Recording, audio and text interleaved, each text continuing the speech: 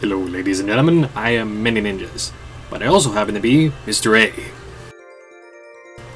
In addition to the I Am Many Ninjas YouTube channel, I also happen to have a DeviantArt gallery which I display a lot of sprite and pixel art in, as well as a separate site called In Relento We Trust, which is mostly related to creations for the Mugenin,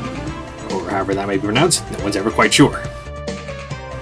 On the latter site, I happen to have written at this point quite a number of different studies based on the different art styles that have appeared in older fashioned arcade games, mostly related to Capcom titles, but with a few others on the side. While I have gone on to some detail about how I actually began my general spriting process, I've never exactly gone too much about animating, so here we go. My animation process generally starts along the same lines every time. Pretty much I take a general sprite which I've built up at this point,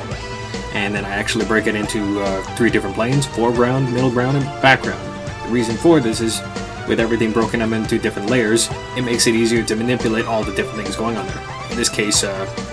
Korra from the Legend Korra done by Nickelodeon here has her back arm, the background layer, her main body is in the middle layer, and her forearm, which I'm tinkering with right now, is in the front layer. The reason I do it this way, I can more freely move around the arms in this case, which I'm currently in the process of animating. In case you're wondering what program I'm using for animating right now, I personally subscribe to heavy use and abuse of GraphicsCale, which is pretty much a 2D animation program, which is really well suited for this sort of pixelated work.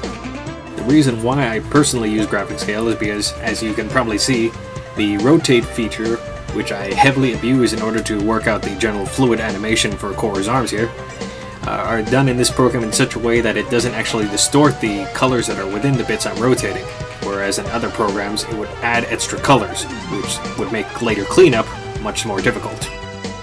Another big reason of why I personally enjoy using GraphicsCale as the animation program of choice is that it has a very handy onion skin feature, which lets me check the frame before and behind, as well as both at the same time I'm so inclined, as well as the small animation window which I happen to have on the upper right corner here, which, although it's playing spastically since I'm actually speeding this up for playback, it will play your animation in real time so you can see the changes as you're making them, which is really handy if you want to check how fluid something is at the moment. One thing I would suggest if you happen to decide to give GraphicsCale a look, while the program is pretty good right out of the install, you'll really get the most out of the program if you happen to take a little extra time to mess around with the preferences and set a bunch of shortcut keys for yourself.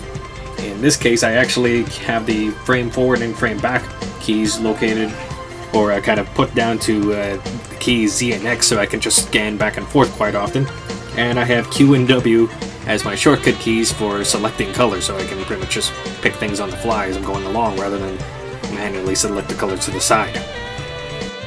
For stance animations like this, where things are going to end up cycling back to the initial frame, I'm usually okay just copying the frame beforehand and kind of making tweaks to that as I go along until I eventually cycle back into the first frame.